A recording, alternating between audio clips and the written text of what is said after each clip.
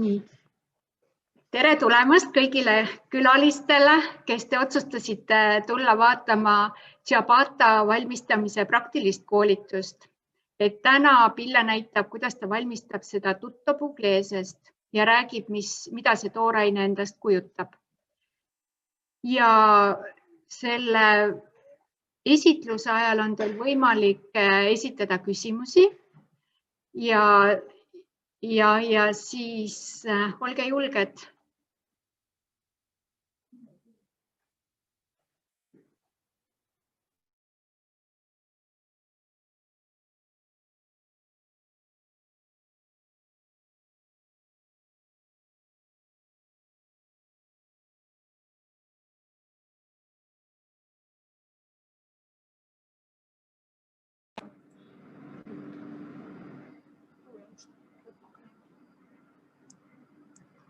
Tere! Alustame siis siit Kuratuse innovatsioonikeskusest oma praktilise tunniga. Täna ma tutvustan teile sellist aktiivset pagarisegu, millel on väga ilus nimi Authentic Tutto Pugliese. Ja Authentic Tutto Pugliese on siis mõeldud Vahemere päraste selliste saiade valmistamiseks. Ja ta koosneb tegelikult naturaalsest juuretisest ja erinevatest siis nisujahudest. Sellest ma räägin teile siis pärast täpsemalt.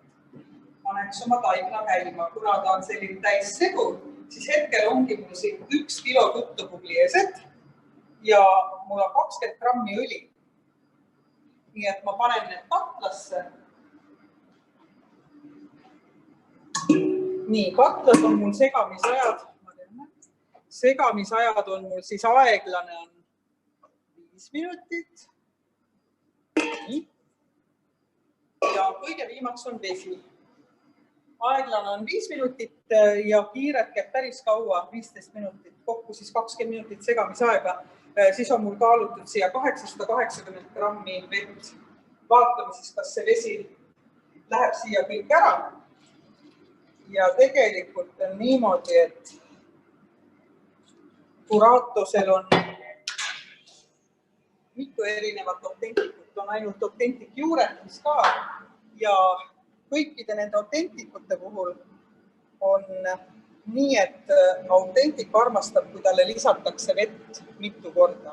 Et ma ei pane kohe korraga kogu vett siia katlasse. Ma hakkan pärast seda ülejäänud vett, ma ei kujuta ette, üle 100 grammi mul teda siia jäi. Täpselt ei oska öelda.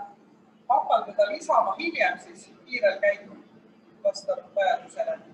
Ja vesi on mul peaks olema või võiks olla tegelikult kuskil 4 kraadi. Nii et ma hoidsin teda külmutuskapis. Kohe mul ta läheb tööle. Ma hoidsin teda külmutuskapis ja hetkel on isegi natuke vähem kui 4. Aga vesi peab küll olema sellel lihtsal põhjusel, et segamisaeg on meil päris pikk. Ja see masin ise juba hakkab seda tainast siin niimoodi soojendama. Ja eriti peate ettevaatlikud olema siis, kui te juba segate mitmendat tainast päeva jooksul, siis võib arvestada sellega, et taigen läheb nagu kiiremini soojaks.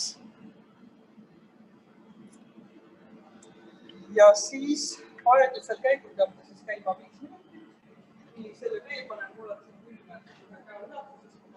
külmerisse ja hakkan siis hiljem vaatama, millal ma teda siia lisan. Tegelikult panen suitsu, üsna kuiv see siin.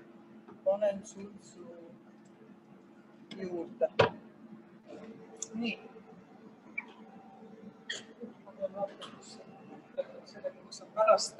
Sellega ma saan pärast vett lisada käigu pealt. Ja ma räägin teile siis meie tutto pugliesest.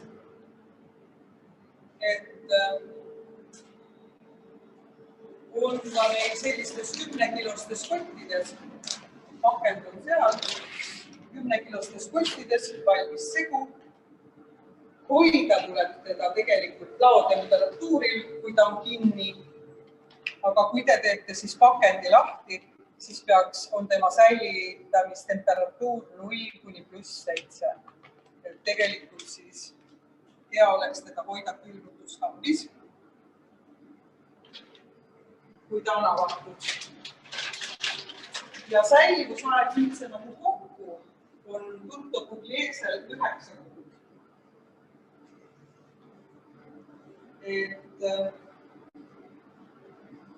Tutto-Pugliese on siis sellise Itaalia päritoluga, nagu ma juba ütlesin, et temast saab valmistada ciabattasid, selliseid saiu, nagu ma siin täna olen teinud. Tegin ma veel ka grissinisid sellest Tutto-Pugliesest.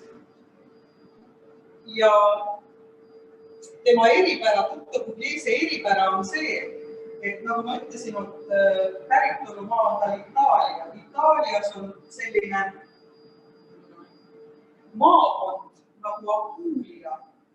Eesti keeles on ta Apulia, aga Itaalia keeles on ta siis Puglia. Ma võib-olla ei häälda seda küll eriti hästi, aga sellest on ka tegelikult autentiku nimi tulnud, see Tutto-Pugliese, selle Puglia maakonna pärast. Itaalias on siis Puglia maakond ja siis on samuti Basiilica, selline maakond. Ja nendes maakondades kasvatatakse väga edukalt seda nisu. Seal on sellised mägiplatood ja päikesepaiste on selline tugev ja hea, see asub Lõuna-Itaalias tegelikult. Ja see nisu koristatakse põldudelt ära siis üsna varakult juba, mitte nagu Eestis, et sügise poole, aga üsna varakult suve alguses juba saab ta küpseks sisse, vili pekstakse ja kuivatatakse. Et tänu sellele, et teda seal siis kuivatatakse, on tal selline eripära, ta on hoopis teist värvi, ta on ka kollasem ja ta imab, tal on hästi suur vee-imamisvõime, kui võrrelda teda nagu tavalise nisujahuga, siis see vee-imamisvõime on 10–15% nagu suurem. Et sellest nisujahust siis valmistatakse ka pastat Itaalias. Ja kohe vaatame. Hakkas meie taigen läks, nagu näete, kiirele käigule. Aga las ta segab segamisaega palju pihta.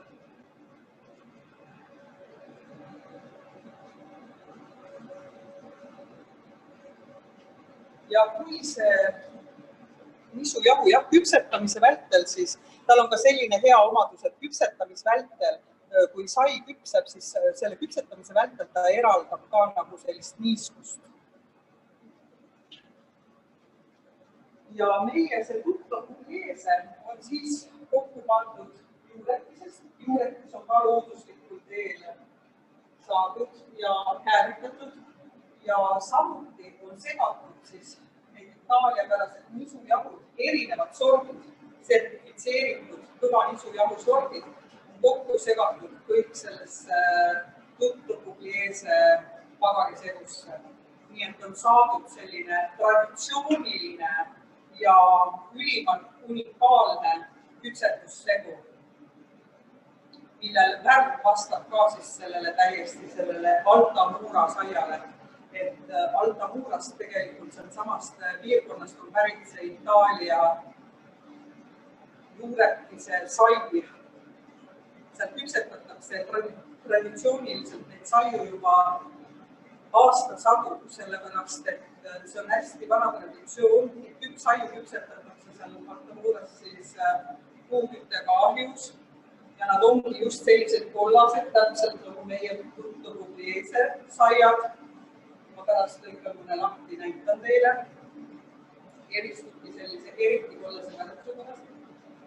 Ja seal Altamuras küpsetatakse neid saiu juba aastasaju aastasadu ja edu nagu ongi tegelikult sellistes lihtsates asjades, et seal on väga hea nisujahu, seal on juuretis hea ja traditsioonid on väga tugevad, kuna traditsioonid kestavad aastasadu, see on selline perekonna äri või nagu öeldakse, antakse edasi isalt pojale ja nii edasi ja nii edasi.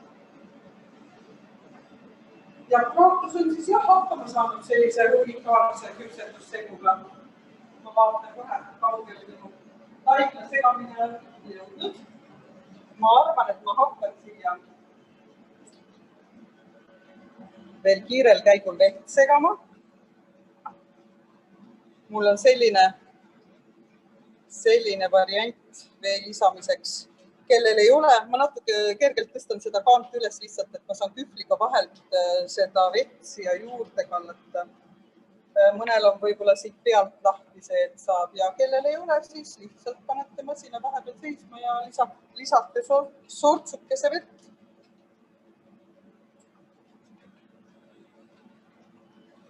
Nii.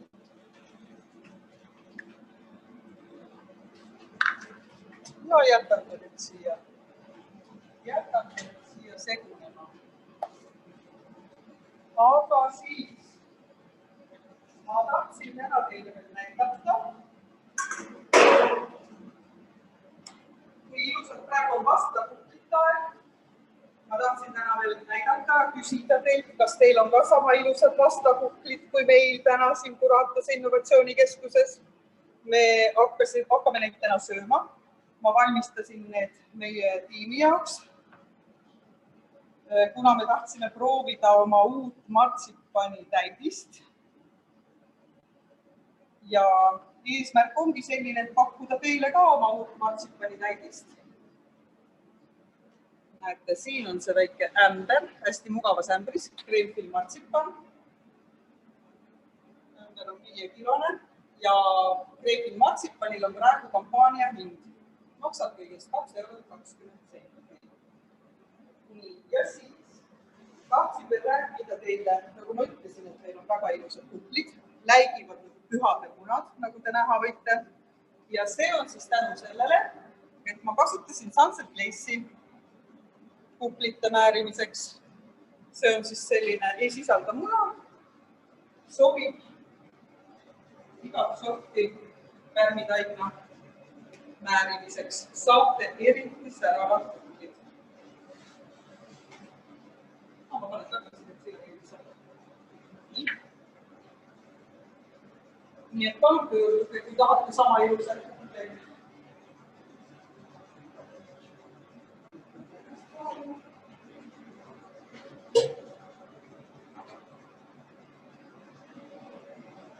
Kallan vett juurde kiirel käigul.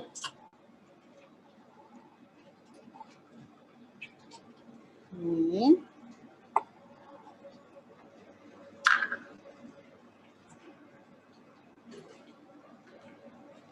Nagu näete, 9 minutit on meil jäänud. Selle ajaga ma jõuan justi teha oma kuklid valmis. Panna siia peale meie martsipani täidise. Kreemfil martsipan. Seda saab loomulikult ka kasutada kringlite ja stritslite ja igasuguste saiade valmistamiseks. Ta on küpsetuskindel. Ja ta sisaldab ka päris martsipani, nii et ta ei ole nagu selline martsipanilaadne, vaid teda võib nimetada ikkagi martsipani täidiseks. No nii, natukene vale arvestus. Ei, vist jätkub kõikidele. Nii. Ei ole vale arvestus.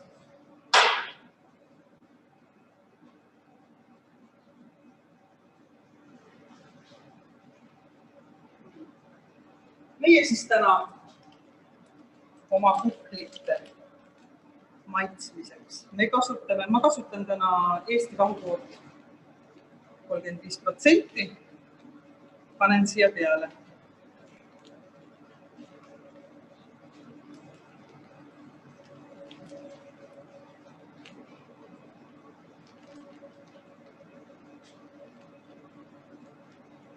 Nii.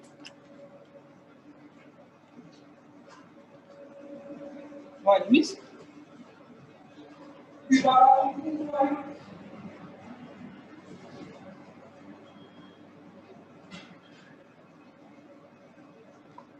Kübarat ka.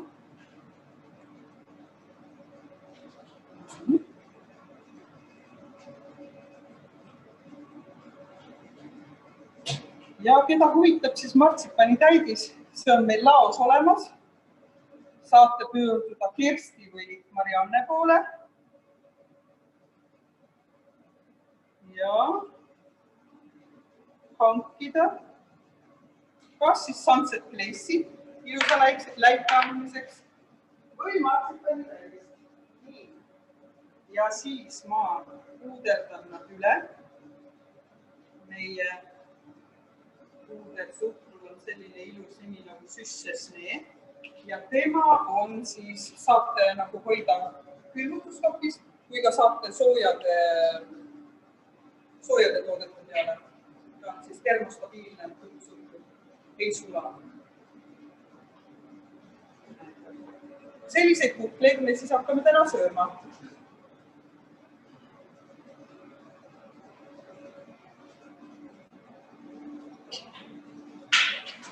Nii, vaatan siis, kuidas läheb minu paalidena. Katsuks ka vahepeal. No näete, taigen on veel selline, mina ütlen selle kohta, et isegi nagu natukene karvane. Et kui lõpuks peab ta olema selline siidine. Nii, panen veel vett juurde. Mul on siin seda vett veel. Ciabatta eripära jah, ongi see, et temasse tuleb panna taignasse nii palju kui võimalik vett ja ta võtab seda, meie see autentik võtab teda päris palju vastu. Et nagu ma ennest mainisin, 1 kilo küpsetussegu, 20 grammi õli ja 880 grammi vett läheb kindlasti võib-olla vahest natuke rohkem isegi.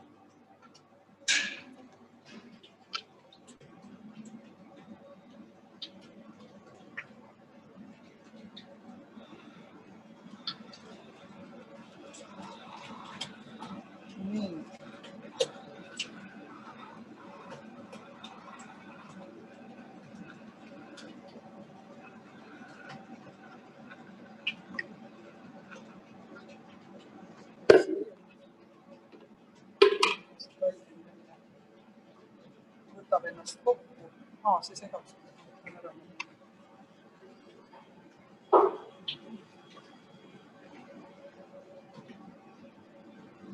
Nii, vaataks siis, kuidas see gluteiinivõrk siin toimib.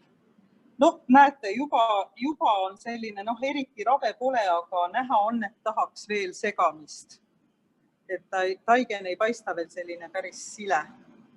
Aga juba hakkab looma. Ma siis lisangi lihtsalt viimases lõpus nüüd veel 4 minutit on jäänud. Veel tasapisi soristan seda vett siia, et ta võtaks selle vee veel kõik sisse.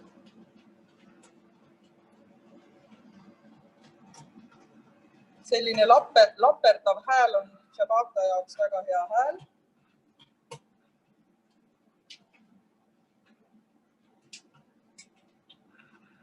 See taigen nagu vahistub kohe siin.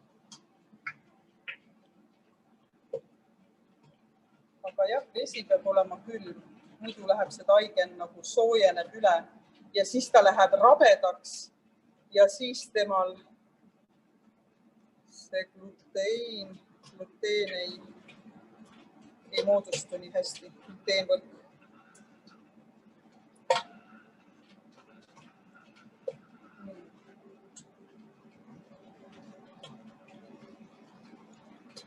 Näete, taigen tõmbab ennast kokku jälle, on nagu segunenud või tõmbab ennast kokku ja siis ma hakkan jälle lisama tasapisi.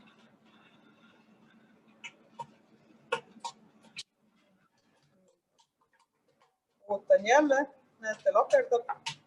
Ootan jälle, kuni on ilusti segunenud ühtlaseks massiks.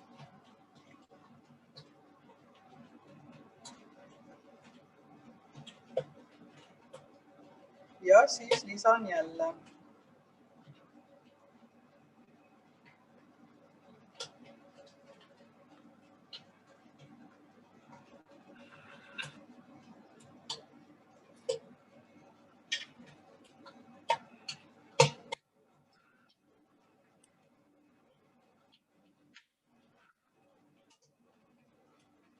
Ja Burratoses öeldakse ikka selle autentiku kohta nii, et see on nagu tulevikuleib, aga tulevikuleiba tuleb, leiame me tegelikult minevikust. Tuleb nii välja.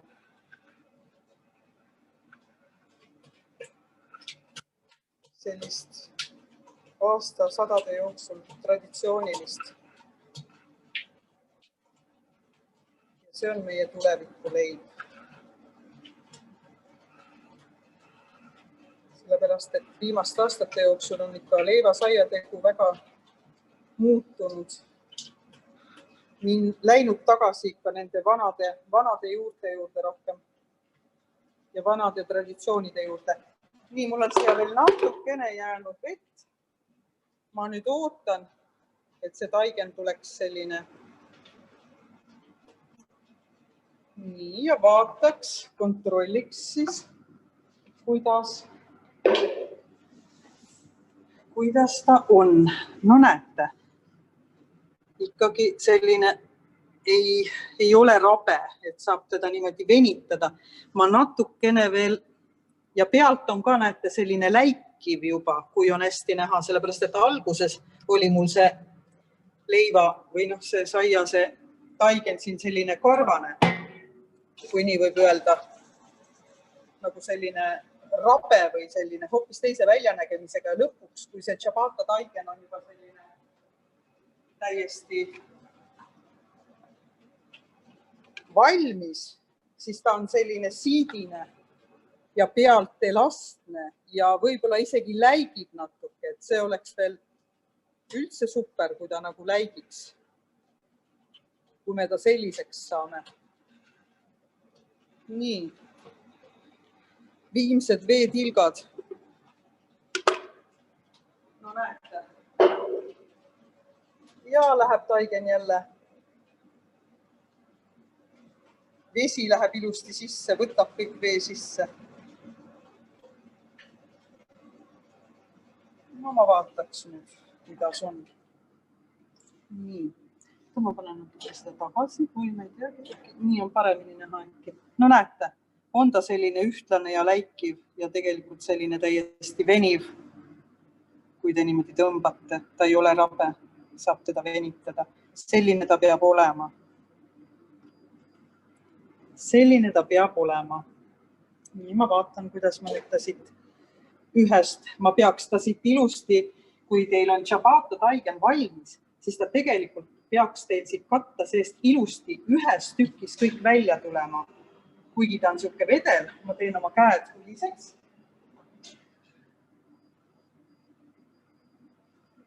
Teen oma käed õliseks ja näitan teile, et ta niimoodi kokku korjata, siis ta peaks olema selline.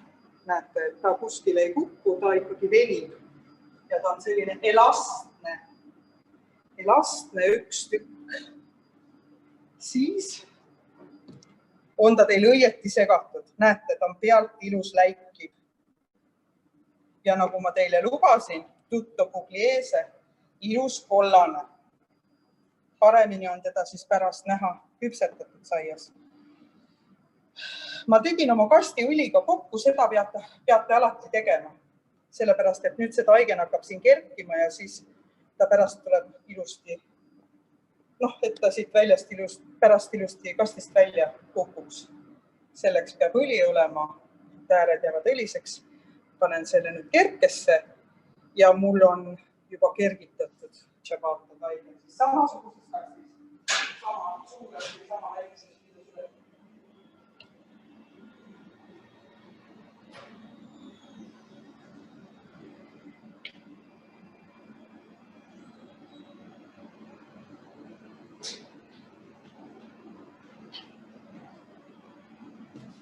No nii, näete kuhke.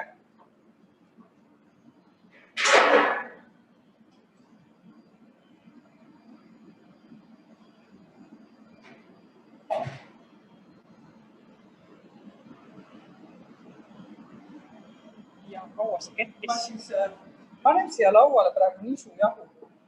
Ma ei tea, kui teie tahate. Kaua see kerkis?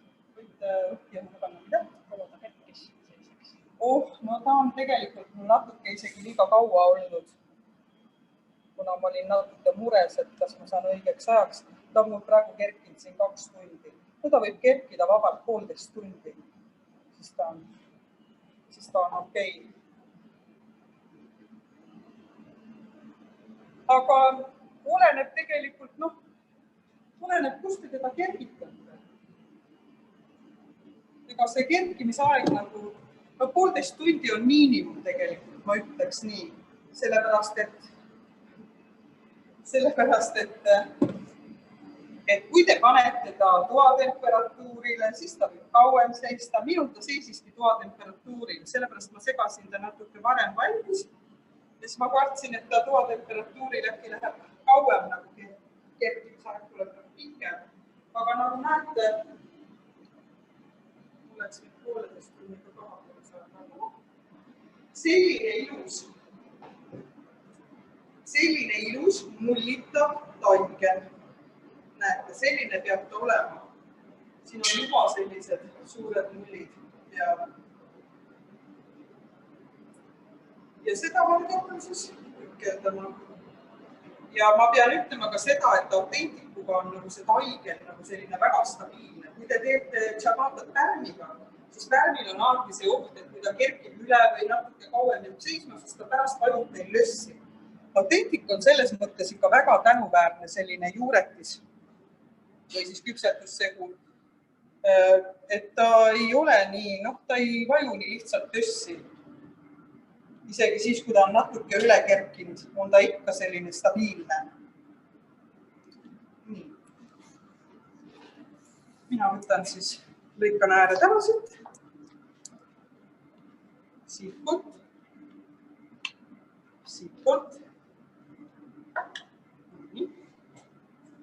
Need ääred ma pärast ka kasutan ära, keeran oma vahel krussi alati. Need ka kerkivad ilusti. Nad ei jää, mingi sai siit ikka tuleb, see sai ei jää küll selline nii mulliline, aga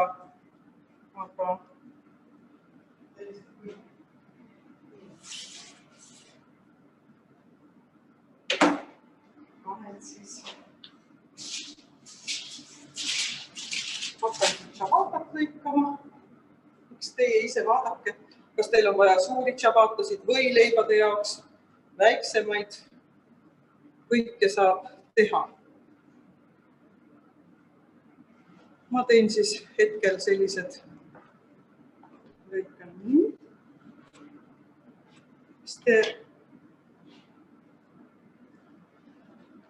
Kui te teate juba, mis kujuga teil ciabattasid on vaja, siis te valigegi endale see kast selle järgi. Et siis kasti kuju järgi või kasti põhja järgi. No minul oli hetkel väike kast, eks ju, aga ma tõmbasin ta laiali. Aga kui te tahate seda ciabattat, et ta oleks nagu selline paksem taigen, siis ärge nii laiali tõmmake. Või võtke suurema põhjaga kast.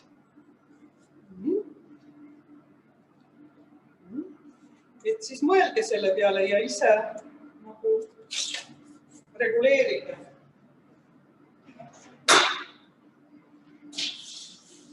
Mis teil vastavalt plaanis on? Väiksed, suured, maksud, peened. Ja kes tahab nagu eriti sellist paksemat ciabattat, ütleme suuremat paksemat, siis võib seda tainast nagu poole kergitamise pealt võib teda lapata, nagu öeldakse, kui teil on see taigen siin selles kasti põhjas, siis tõmbate kõik otsad niimoodi kokku. Nii ja siis nii ja nii ka veel. et siis ta nagu jääb teil selline, ma panen praegu tagasi, et siis ta jääb teil selline nagu natukene kõrgem või seisab paremini. Aga kes tahab selliseid madalaid tšabataid, siis seda tainast niimoodi lapata pole vaja. Aga lapata ja poole kergitamise peale, ütleme nii, et kui taigen on teil pool tundi kastis seisnud, siis lapate ta niimoodi kokku, ajate mööda põhja niimoodi laiali ja lasete edasi kerkida.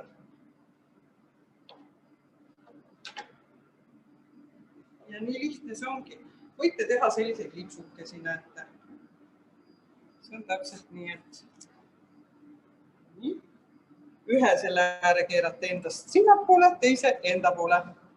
Saate sellise kujuga tšabatad. Aga siis nad nagu siit keskelt keeru pealt nii mullilised ei tule. Nii, lõikame ääred ära. Nii. Lipsu.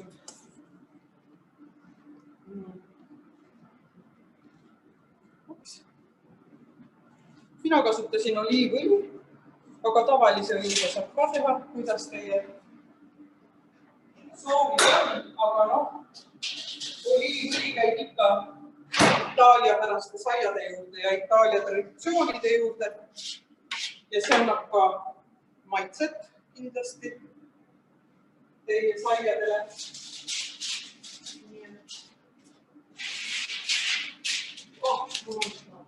Soovitan õli.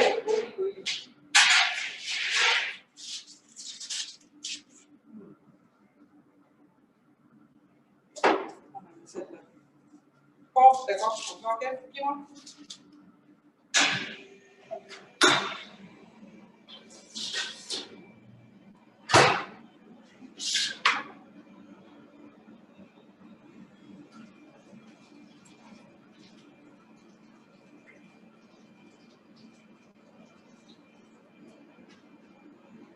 Ja nüüd need tšabatad, mis olid nüüd siin kastis seisnud 2 tundi. Vastavalt nagu ma ütlesin, et võib-olla teil, kui panete kerti kapli või tuba on väga suur, siis saab 1,5 tunniga ka täidus, milles kergitatud, aga vaadake, et ta kindlasti oleks nagu, kui te panete selle taimuse kasti põhja, siin on nagu kasti põhjas, nagu ma näitan teile praegu, siis 3-4 korda kõrgem võiks ta olla.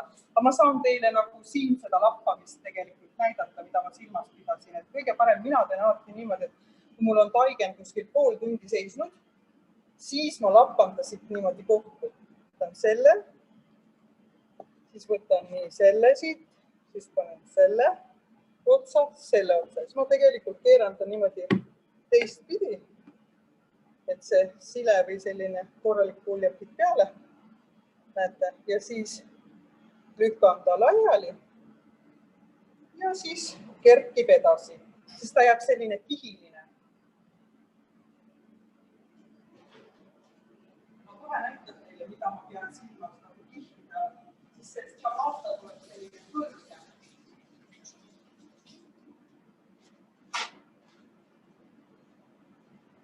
Näete, siin ma olen näiteks teinud seda lappamistehnikat. Seda on kohe nagu siit ja siit on näha, et kui te panete pärast küpsema ka, siis ta lööb ennast ilusti nagu lahti. Vot siin on see lappamine nagu näha. Näete, see tšabata mul täiesti tavaline, seda mul pole lapatud. See on jälle selline lapatud, see on selline kõrge. Näete, et kellele missugused tšabatad meeldivad ja mis vajadused on. Kui te teete võileiva tšabatasid, siis vast ei ole vaja teda lapata, et selline kõrgem oleks. Ja siis ma olen teinud ka täpselt, täna tegin tšabatat, aga sellest meie tuttav puglieesest saab igasuguseid saiu teha. Ma tegin tavalised ümmargused saiad. Nagu näete, on ta seest hästi kollane. Ma lõikan lahti kohe.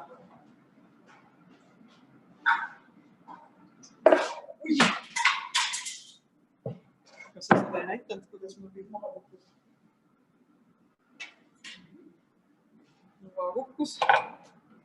Nuba kukkus. Nii, kohe ma lõikan lahti. Saate näete sellised väga krõbeda koorega tõelised käsitöösaiad ja nagu näete, on ta ilus kollane. See ei ole nüüd mu Ciabatta meetodil tehtud, see on valmistatud lihtsalt, ma olen seganud 5 minutit aeglaselt ja ma arvan, kuskil 6 minutit kiirelt.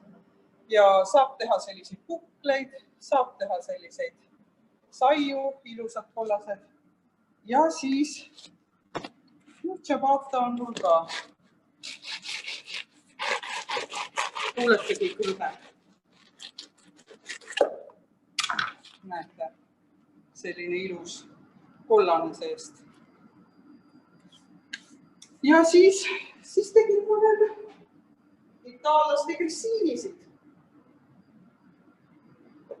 Et saab ka väga edukalt valmistada. Ühesõnaga saab valmistada mida iganes.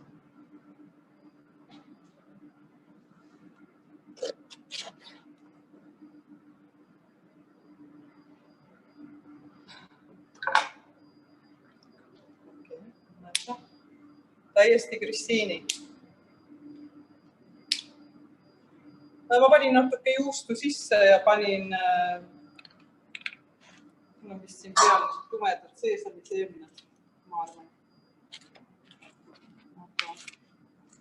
Aga saate teha...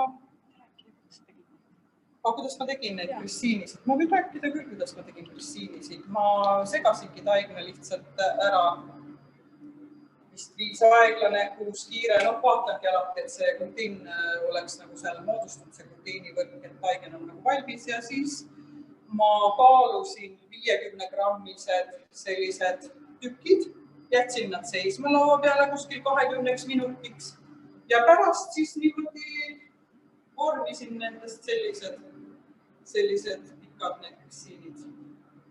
Saate teha neid igasuguste maitsetega siia saada. Kõike sisse panna röstsigulat, juustu. Mida iganes. Aga siis vist ongi tänaseks kõik ka. Ma räägin veel, kuidas ma küpsetan Ciabattat. Loomulikult, et see kipub mul meelest ära minema, kuna ma siin teiega koos ei küpseta neid. Ma panen ahjud alati, ma küpsetan nendes kiviahjudes. No nagu näete, ma täna küpsetasin. Ma panen alati ülemise temperatuuri 250, alla panen 240. Siis ma panen 22 minutit. Panen Ciabattat sisse, lasen auru ja alandan temperatuuri, selle ülemise alandan siis 240 peale ja alumise alandan 230 peale. Ja kuskil 22 minutit. No tavaliselt 22 minutit, niimoodi nad küpsevadki. Ja auruga siis. Mis ma veel pean küpsetamisest rääkima? Kui te tahate eriti krõbedat koorikut, siis saab siit nagu selle siibri pärast lahti teha või kellel seda võimalust pole, siis jätate kas või ukse kuskilt natukene lahti, et see niiskus sealt natuke välja tuleks. Siis jääb teie Ciabatta või Altamura sai sellise kõva koorikuga, robustne.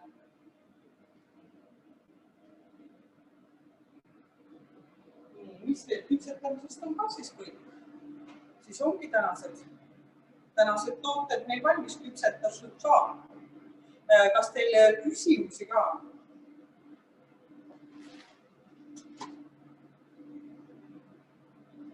Küsimused muidugi, kui tekivad, siis saate hiljem kasata.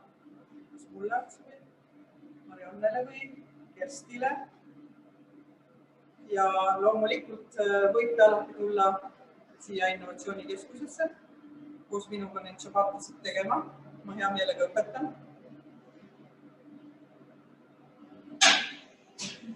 Aga seniks siis kõike head ja head vastapäeva teile siis. Ja head küpsetamist.